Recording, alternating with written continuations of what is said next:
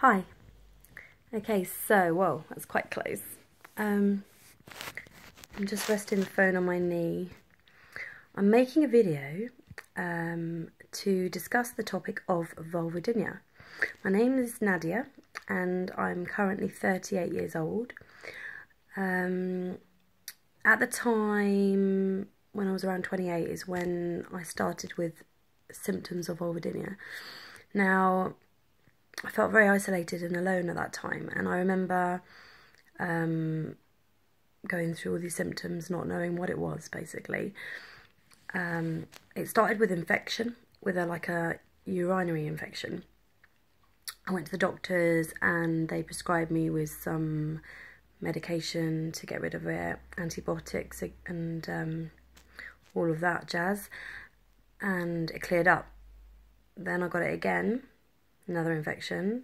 Went to the doctors. They told me it was thrush, stroke, a bladder infection again. Gave me some antibiotics. It cleared it up. I just kept going on and on like that, basically.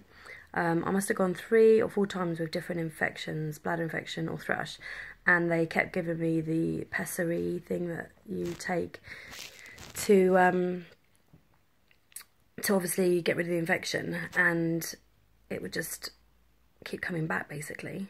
So it was just really, really frustrating. And I kept saying to my mum, like, there's got to be something wrong with me. Like, what? It's not normal to keep getting infection after infection. And I think the symptoms that you get with vulvodynia are so similar to what you get when you're having these infections. Like, I had the stinging, the itching, the burning, and it just would not go away. It was horrendous. And I just remember crying lots, and it was really, really getting me down every day.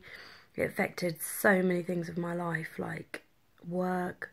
I felt like I couldn't sit very long at work at my desk to get on with what I needed to be doing, or even in the car driving. At the time I was a sales rep, so I was out on the road a lot. Every time I sat in the car, that was uncomfortable. It was just horrible. So anyway, I went to the doctors again and I said, look, I think I really do need to see a specialist because, you know, this isn't normal. I just keep getting infection after infection. It's got to be something else. So I insisted, and they referred me to a specialist in Oxford, the John Radcliffe Hospital in Oxford. I had to wait like about 6 months, I think it was. They also did do some bladder tests on me and some blood tests on me, just to check, you know, that there wasn't anything I was lacking that could be causing it. But they all came back as clear, which was like just so frustrating, really, because I wanted to get down to the bottom of what was really going on. Anyway, finally the day arrived to go to the hospital, and, you know, I went to the hospital, so nervous, because obviously, you know, I was just really scared about finding out what it was going to be. Waited in the surgery, got in to see the specialist lady, and obviously they get you to take your knickers off, lay there and have a good look. And basically, as soon as she had a look, straight away, she said to me, she said, you've got what's called vulvodynia, stroke vestibulitis, which is a nerve pain condition down there. She said, don't worry, it's not cancer or anything like that. I started crying at this point. I was like, just relieved to actually have a name put on it, what it was. They actually told me the name of it, and it was like, okay, so now I know what it is. She said to me that, you know, it's not very common, but more women, and even younger women, are getting it these days. And it is a nerve pain down there, which causes all the irritation. So anyway, she said, I can prescribe you some tablets for it, and I think it was, at the time, what was I taking? I don't think now. Amitriptyline, I think it was. Amitriptyline, which is a bit of like an antidepressant type drug as well, which I wasn't really pleased about taking, to be honest with you, at that time. But I would try anything just to get, obviously, rid of the pain. So I started taking these tablets, and I think she gave me some sort of cream as well. Such a long time ago now, I can't remember. But yeah, I did use like some of their medications from the doctors. Gabapentin, I just remembered another one. One of them was called gabapentin. They were like so about this big, the tablets, like horse tablets.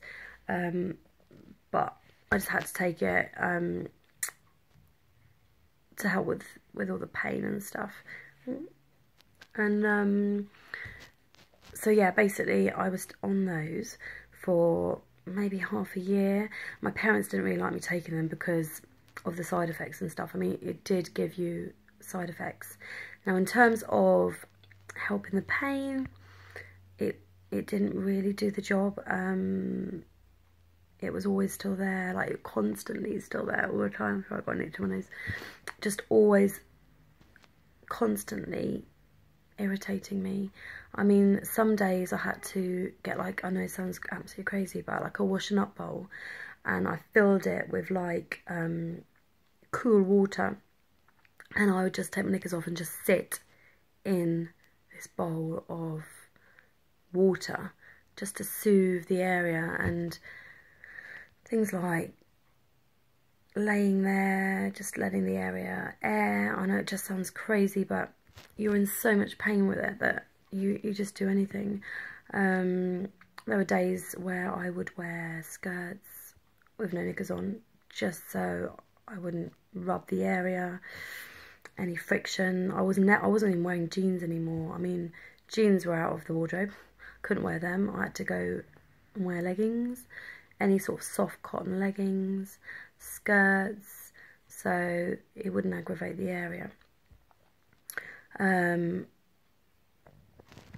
Yeah, so going back to the symptoms of vulvodynia, it is basically when you look at your area, your vagina, it is raw red, literally raw red, and it itches and it stings and it burns and it's just horrible. And obviously it's no good for your sex life. That's another thing, that it really, really dampens your sex life. So when you're in a relationship, obviously that's difficult because your partner needs to understand that you can't do it, or if you do it, it has to be on your terms when you're feeling comfortable enough to do it, and using, you know, forms of lubrication to help, and obviously making sure you have a shower straight afterwards as well, things like that. I'm getting really personal, but I'm just telling you the truth, honestly telling you what it's really like. But I had years of it, so from the age of 28 to, what am I now, 38? I'd say a good 8 years I had it really bad. I'm currently now 38, married, happily married with 2 children, would you believe? Because that's another thing, I thought I could never have children, because of the pain and obviously how it affects your sex life. But this is, I'll make another video about all that, a whole nother story there. So basically concentrate on the symptoms of it. So every day, if you can imagine, just you wake up every single day and you are in sheer pain. Nothing can distract you from what you're feeling. You try so hard. People think that you're totally healthy, but they don't know that you really are suffering with this physical condition, this pain in that area. It's just horrible. It's horrible. Anyway, I did get quite depressed with it. I got quite down with it. At the time, I was in a relationship with a man, and it wasn't the healthiest of relationships either. It was like an on-off relationship. So he was like, he seemed like a really nice man, but then he'd suddenly flip and then he'd be the opposite. So it was a little bit of like, I'd suppose, a little bit of an abusive relationship. So that didn't help my condition at the time. He didn't really know how to handle it because he was quite emotional himself. So I didn't really get the support there, really. And I didn't really get much support from any of my friends because no one else really understood it. I had to cancel a lot of my, like, evenings out with friends. You know, say they asked me to go to cinema or they asked me to go out for drinks. I didn't want to do it, but I'd been in so much pain laying on my bed in agony with a cold wet flannel on it because I was in just so much pain I couldn't go out. So I got myself really, really depressed. There were times when I actually thought, I don't want to be here anymore. I mean, that's just the worst thing you could ever think. But there were times when I'd just cry myself to sleep and I'd lay in my bed and I'd think, what can I do to not be here anymore? It's just awful when I think about it now. Like, I'd lay in the bath and just think, if I just put my head under the bath and stay under there, then it would just end all the pain.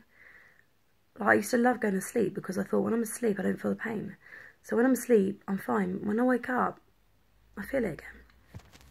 So anybody out there feeling with this condition, I really empathise with you. I really, really feel what you're going through because I've been there. But I'm out the other end. This is what I want. My message is to tell other women out there that vulvodynia is curable. It is. It truly is curable. You can get rid of vulvodynia. Vestibulitis is another word for it. There's a few different vulvodynias. Vulvadynia. Yeah, all these nerve pains down there are curable. You can get rid of it. I am proof that you can get rid of it. Okay, it took a long, long time, but I found a cure in the end. I didn't give up. I could have given up, but I didn't give up. I tried loads of different things. So, because the doctor's medications and everything didn't really help me, I started looking into natural alternatives, things I could do, maybe change my diet, maybe look at what I'm using when I have a shower so that doesn't aggravate the area. So many different things. But being in the relationship first was the first key. I had to end that relationship. We were together 5 years as an on-off relationship. We broke up twice, I think it was. And then the third time that was it. I literally said to him, that's it. This isn't a healthy relationship. He had OCD as well, which didn't help either. So I just remember saying to my dad, crying to my dad, saying, Dad, please help me. I'm going to leave him. I need your mum's help. I need your support to get through this. So they did. They took me back in and I lived with them for a bit. And I saw that time as like a healing retreat. You know, time to be on my own, time to reflect, time to sort of think about me again and heal me. So, yeah, I was living with them. And then I remember going to see a spirit. I know this sounds crazy to some people out there, but a spirit doctor. It was like a spirit healer. Ray Brown, his name is, if ever anyone wants to Google him. He's a guy that does spirit operations on different people for numerous health conditions like back pain, frozen shoulder, things like that. I went and saw him and he treated me a bit for the vulvodynia just to help with the healing of all that. I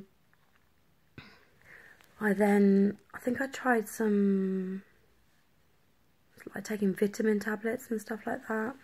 I've always eaten pretty clean anyway, but it wasn't until I met my husband now that he did a bit of research and realised that you can actually go on a non-oxalate diet, it's called, where you basically eat vegetables and fruit and foods that don't have a high acidity. So basically you want to change your diet to become more alkaline. So anything that's too high in acidity can aggravate all your nerves down there. That all can make it aggravated. So yeah, when I met him, I went on a non-oxalate diet. Obviously meeting him helped a lot as well, because remember, I'd split up from my boyfriend. I had to move back home with mum and dad, so I was quite depressed then. That's the time when I was feeling at my lowest. Like, I really did feel like I didn't want to be here. I didn't feel like I had a purpose or anything. So really, that was when I met, yeah, my husband, who I looked up to him as like this. He was like, I know it sounds like cliche or like really cheesy, but he seemed like my earth angel. So I met him through my best friend, Lynette, and we got chatting, and I just found his presence really like friendly and kind and warming, and he really understood me, and I thought, wow, this could be good. So yeah, we became really, really good friends. First of all, we started off as friends, and then it developed more into boyfriend-girlfriend relationship, and then we moved in together, and yeah, everything happened really fast, basically. I think it's being happy as well. Like, with Vulvadynia, I think you need to balance everything within your physical, spiritual, mental being. Like, if everything's balanced and all the ingredients are there, like a recipe, it ends up working. So you need to be happy and fulfilled, and everything be balanced, eating a clean diet, having people around you that make you feel good, the right environment, you know, where you're living, what you're doing, all of those elements, I think, help in curing this horrible condition. Yeah, so I mean, it's nearly been 20 minutes. This video is going to be quite long. What I think I'm going to do is end this now, okay? And then I'm going to do another video and do part 2. So this is like part 1. I'll do part 2, come back with part 2 to basically discuss a little bit more on what other things I've used, what actually has cured it, what I think has cured it and helped. And yeah, I'll speak to you then. If you could like this video for me, that would be great, and subscribe to my channel, and any comments below, if you want to write any comments below and ask any questions, then I'll be more than happy to answer them as well in the part 2 of the video, of this video. So I may make it on a different day now, because my voice is getting a bit dry now, but yeah, I'm here to help you, all these women that maybe have just been told within this last week that they've got this condition, that you're not alone out there. There is help. You can get rid of this. I truly believe that you can get rid of this. It's curable. Yeah. Anyway, I better shut up going on and on and on now, and I will speak to you in my next video. Okay, lots of love. Take care. Bye.